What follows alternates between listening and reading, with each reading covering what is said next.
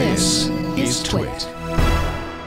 Not everybody is thrilled with the Uber service. Can you tell us what's going on there? That's right. We have a battle of innovation against regulation and existing laws right now. But are the protests against Uber bringing it a boost? Protests brought traffic to a standstill yesterday in capital cities across Western Europe.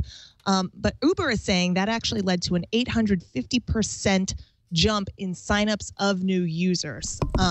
We saw these protests happen in Milan, Berlin, Paris, and London. And one of our guests actually joins us from London, Lisa Fleischer, a tech reporter at the Wall Street Journal. We are lucky to have two guests for this segment. Brendan Greeley, staff writer at Bloomberg Business Week, will also be with us. But Lisa, let's start with you. Tell us, kind of set us up with what these cabbies in Europe are so angry about that led them to take to the streets yesterday. Which I learned by doing some of these stories. Uber operates a little bit differently. So sometimes they will have private cars available, you know, where you can just kind of get in with anybody who has a license. Sometimes it'll be private cabs that are cabs, but not the type of cabs that are allowed to pick people off the streets. And then the third category is the black cabs that you see in London, or like the yellow cabs in New York City, the iconic cabs that are allowed to just pick people up off the street. And so in every city, there's also different regulations. Now in London in particular, there are certain regulations that the black cabs say that Uber doesn't follow, and it acts just like a black cab. It doesn't actually have to go through all of the rigorous requirements of becoming a taxi driver. So that's what's going on in London in particular. In every city, it's a little bit different. Now, Brendan Greeley, you told me your friend is actually a cabbie in London. Can you tell us the difference, for those of us in the United States who haven't been to London, can you tell us the difference about driving a cab as a profession as it's different in London versus, say, the United States? Yeah, I think in the United States we tend to think of cab driving as a service.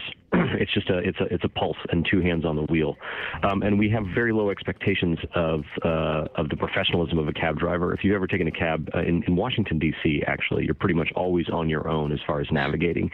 You're telling them what to do; they're driving the car. You're absolutely right, says the person from Washington. Yes.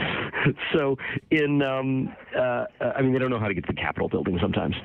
But in London and also in Germany, where these protests happened, the licensing requirements for cabbies are very high, and you get a very high level of professionalism. I mean, it's a little disorienting when you get into a cab in Germany. It's an immaculate Mercedes, and it's driven by somebody wearing driving gloves. And in London, it's a 3-year licensing process to become a cab driver, and you have to know literally every street in London, which is not a small thing. So actually, Brendan, the average for now, for how long it takes to get a cab license, is now up to 4 years. The transportation agency says. My goodness.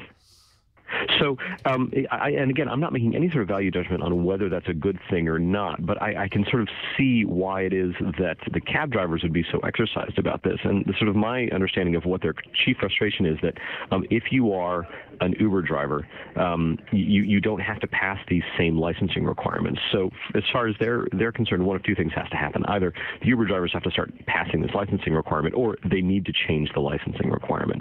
But I don't think this problem is not just in the UK. Uber's got 2 lawsuits against it in Connecticut and Massachusetts, where they've done the same thing, where they run the service in a city, and the drivers for Uber don't have to pass the same taxi licensing requirements that the cab drivers in the city do. So I think that's one of the things that happens with creative destruction, as beautiful as it is that it really sort of it can drive down wages, which is something that the taxi drivers in the UK, I think, are particularly worried about. And I think that's the problem, is that taxi driving is sort of a lifelong trade. It's not an entry-level job over there. And so I can see how, even if it might be good for the overall economy, they might look at that with more than a little trepidation. Lisa Fleischer, is this an own goal situation, if you will, for the taxi cab industry, though? Uber is bragging now about an 850% jump in signups as a result of all this new attention. Is the controversy actually benefiting Uber? Yeah, a lot of people think that this is just going to give Uber a lot of free PR. And one of the taxi drivers I spoke with yesterday said, this is not really going to achieve our goals. I didn't really mean to be in this protest, but I was taking someone somewhere and I kind of got caught up in it anyways.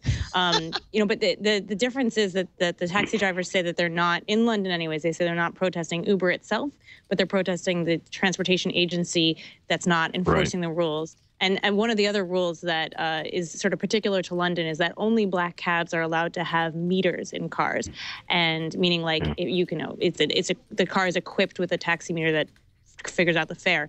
So is the smartphone a meter? I mean, it's calculating the time and the distance, and it's trying to figure out what your fare is based on the same exact, the time you spent in the cab, how far you've gone.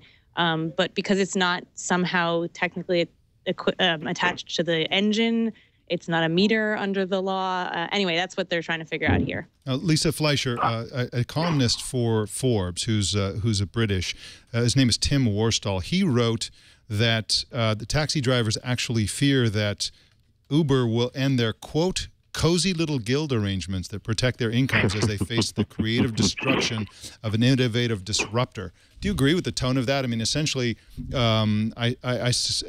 on what you just said about whether or not a phone is actually a meter, I suspect that you might.